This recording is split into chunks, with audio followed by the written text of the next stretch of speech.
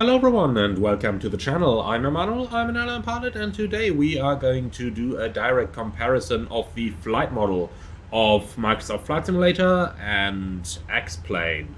So, we are sitting on runway 10 left at at Portland Airport, and we are in the G1000 C172, loaded up pretty much in a default fuel load and set up ready to go once the flaps are extended. So, here's the idea. We are going to do direct comparisons, takeoff in MSFS, takeoff in X-Plane, traffic pattern in MSFS, traffic pattern in X-Plane, and then a landing. And then we'll have a look into how the different flight models compare and how that compares to my experience flying the 172 in the real world. Now, before I'm actually starting to fly this, just a little word over here for everybody. I do not intend to turn this into a real this simulator is shit, this simulator is cool debate, and most certainly not into a all the users of that simulator are good, all the users of that simulator are bad debate, because honestly both simulators have their upside. But in terms of the flight dynamics, we'll find out in this video which one compares to which one in which way. Now, a final word over here.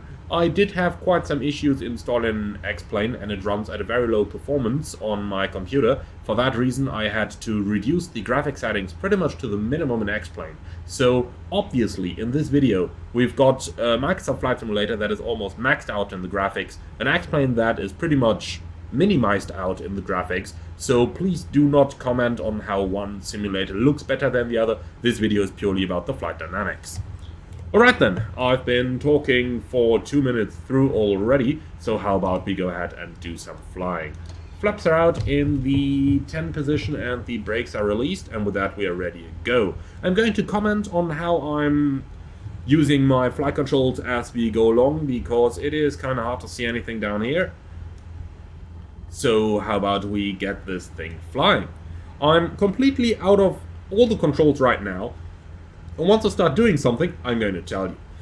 So, let's set our takeoff power. And our plane is turning a bit to the left, so I'm using some right rudder here. Just a tiny bit in order to keep the plane on the center line. That's expected. So now I've let go of the rudder completely, and we are turning a little bit to the right, so let's correct that.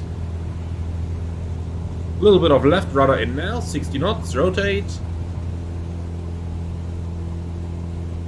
Up to 10 degrees of pitch, and as soon as we're in the air, the slip indicator tells me I need a little bit of right rudder, which I've put in now. I'm also using a tiny bit of right-hand aileron in order to keep my airplane in a wings level situation. Okay then, trimming it out, a little bit of up trim here, and that's it already. 400 feet, pitch down, flaps up. So, I need to pull a little bit more in order to keep my pitch at 10 degrees. The flaps are up, and now we're established in a climb.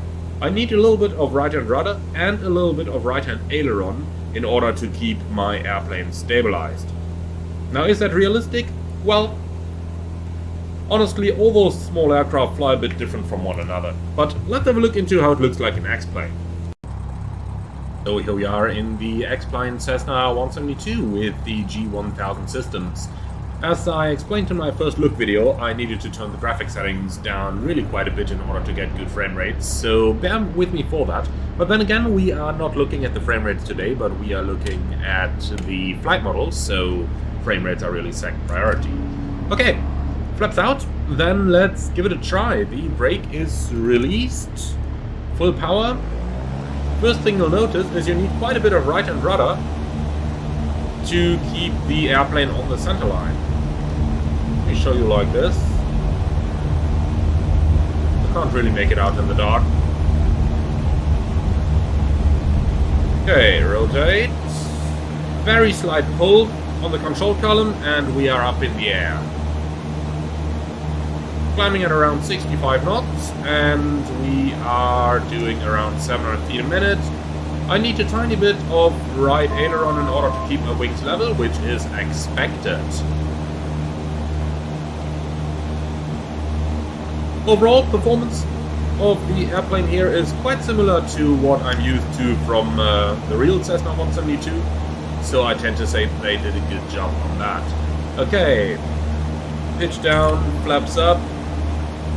As I retract the flaps, the nose comes down a little bit, which obviously makes sense due to the change in the aerodynamics. Let's use 80 knots to climb up to our pattern altitude of 1,000 feet. Again, I have a constant bit of right rudder in due to the torque of the propeller, and I can let go of my controls. So this is what it looks like, really. Bit of right rudder, and the controls, or the control wheel is neutral. With the plane trimmed out, it is flying straight ahead pretty nicely.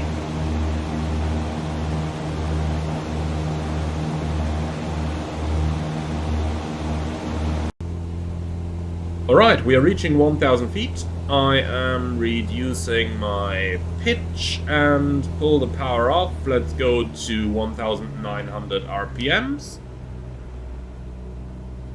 Like so. Climbed a little bit higher at 1,100 feet, so let's go back down.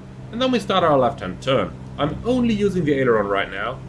And you can see the slip indicator turns a tiny bit left, so a little bit of left-hand rudder is needed there. Like so, and that is all we need. Alright.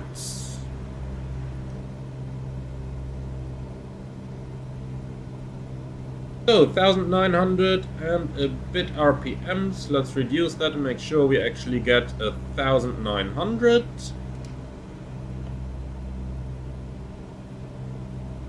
And we can make a quick upwind turn.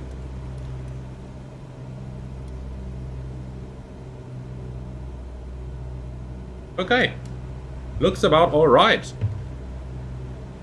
Getting roughly 90 knots over here, level in 1,000 feet, and that actually feels quite correct.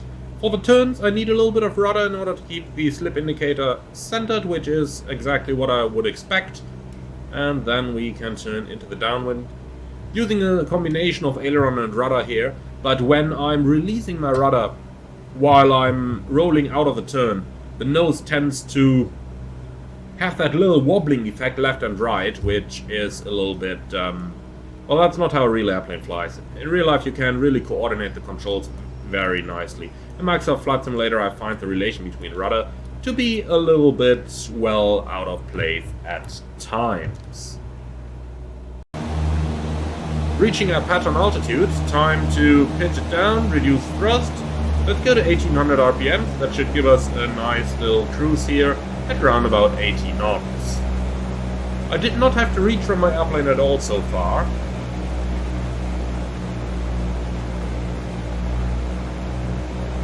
As you can see, I didn't touch the trim at all. RPMs are at 1,880. Let's make it 1,900 RPMs now. And the plane nicely holds altitude and speed. So time to start our turn into the upwind leg, a little bit of aft aileron, and flying this as a rate 1 turn.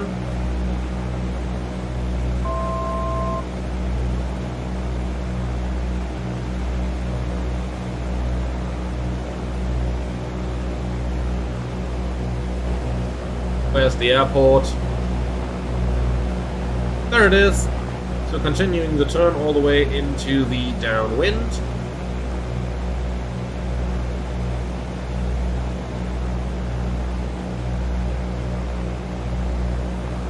Maybe a tiny bit more power.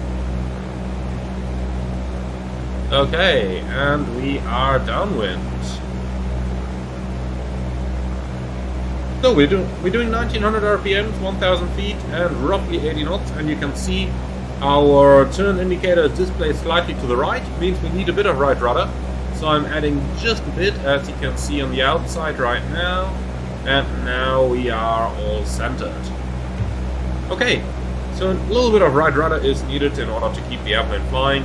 Now that can absolutely happen on real aircraft as well. Do keep in mind that you have the trim top at the back, but the trim top is really only going to be made for one situation, and that one situation normally is your cruise power setting. So since we're going a little bit slower, it is totally fine that we need a little bit of rudder in order to keep the airplane going straight.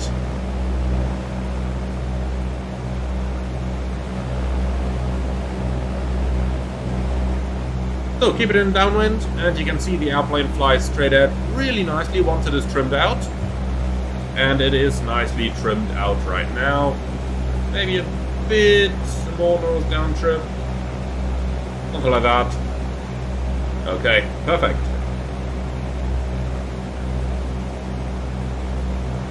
(1940 RPMs, maintaining about 1,000 feet at 80 knots looks good to me.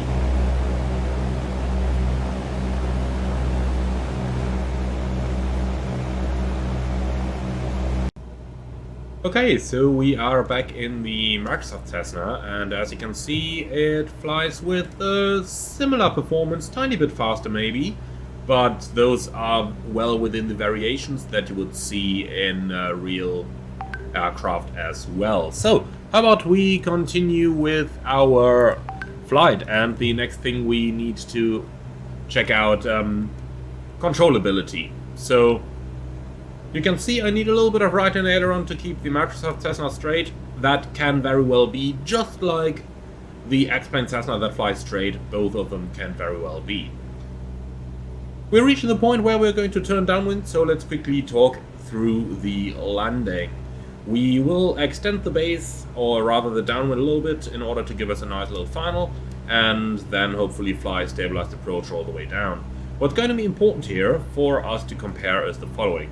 First of all, the behavior of the plane as we start slowing down, and then finally, the important thing is going to be the landing. So,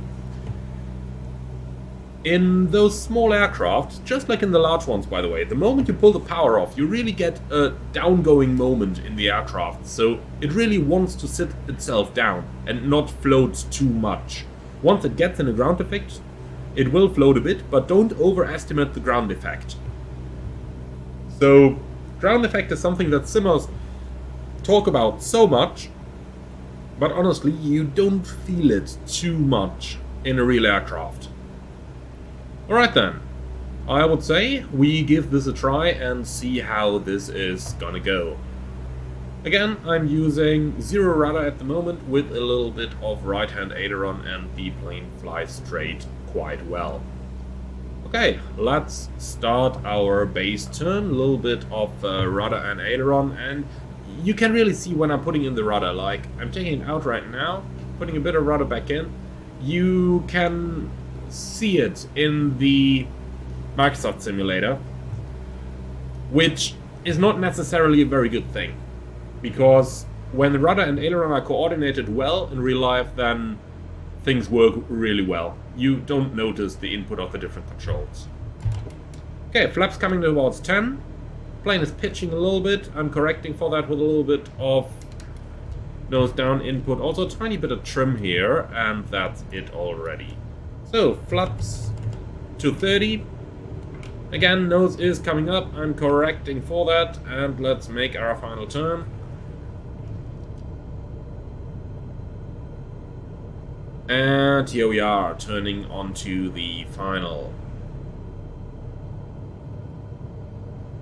So again, if you look closely, you can see how the nose is swinging around while I'm applying aileron input, and that is really something that shouldn't happen, that you would compensate for by correct use of the rudder. But MSFS certainly lacks a little bit within the coordination of rudder and ailerons. Okay, so doing roughly 60 knots, established on the final, trimming the airplane out and aiming for the piano keys. Normally when you aim right for the piano keys and then you pull off the power, then you can nicely settle the airplane down onto those. So, keeping them in a constant spot in my front window,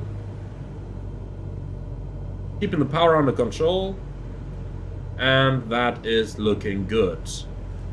Okay, so just ahead of the keys, I'm pulling off the power now. Okay, nose comes down a bit. Flare, flare, flare. And we're down. Okay, it floated a little bit. full brakes. Let's bring it to standstill. Now let's have a look into what that looks like in the X-Plane version. Reaching the downwind position, we're going to fly outbound a little bit from here. So here's my expectation. When I'm turning base, I'm going to reduce my power a bit, and that is going to give us a nice and smooth descent. The speed should stay pretty much constant, with maybe some minor variations as we are initiating a turn, which can have an influence. But basically, when the trim state of the airplane is good, then it should stay good. Okay then, let's go ahead and turn base.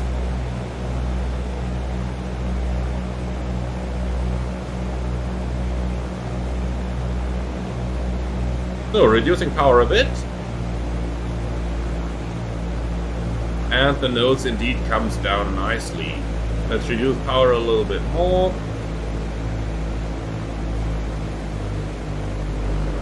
Okay, here we are.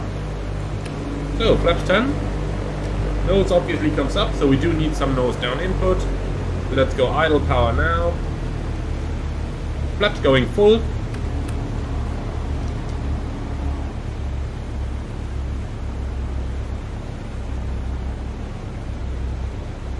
Okay, speed is good, 65 knots.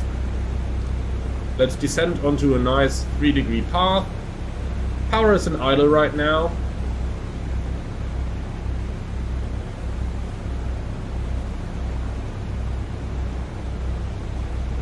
And here we are, established on the final. So, a little bit of power. The airplane is in trim right now with idle. Let's add a bit of power.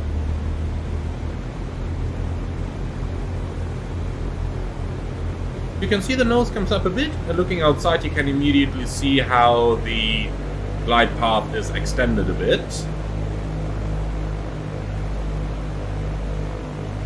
So just tiny inputs needed here in order to control the airplane, and the trim state is just very, very nice. Okay, let's land it. Power to idle. You can immediately feel the plane dropping. Pull, pull, pull. Down right on the piano key. Very nice. And then let's use maximum manual braking here. Wheels are skidding a bit. And we're standing. And that is it.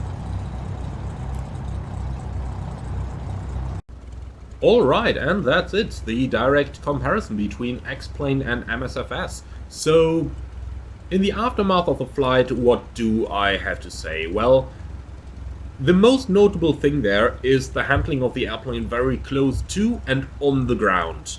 So, on the ground, the rudder usage in X-Plane is more stable, and that actually resembles the real life in a better way. However, I do have to say that when you use conscious control on the rudders in Microsoft Flight Simulator, it's not too bad. However, the X-Plane version is certainly more accurate. Now, lifting off, the transition from becoming airborne in X-Plane is a bit smoother, while in Microsoft you kind of feel exactly the moment you're getting airborne. In real life that is not so much the case. You pull it up, the plane rotates and eventually settles into the air, more like the X-Plane version shows, so that little bump in the controls when you leave the ground in Microsoft, that shouldn't be there, and X-Plane's doing that better. Is it a big influence? Nope, not really. Once you're airborne, you can fly the Microsoft version just as well. Okay, in the air then, coordination between the aileron and the rudder is a bit of a thing. X-Plane solves that more smoothly. So in X-Plane, the coordination between aileron and rudder, countering the adverse yaw, can really be done just like in real life without the nose of the plane freaking left and right. In the Microsoft Simulator, the nose just keeps going left and right, and I just can't for the life of mine figure out how to do a properly coordinated turn in Microsoft Flight Simulator. However, then again, in the Microsoft Sim, if you don't use the rudder and only use marginal input of the aileron, things do work as well. So, going on to the approach then. Well, the basic reaction of the airplane to flap input is a bit different. Now, which of the two is correct? Honestly, is going to depend on the particular airplane that you're flying.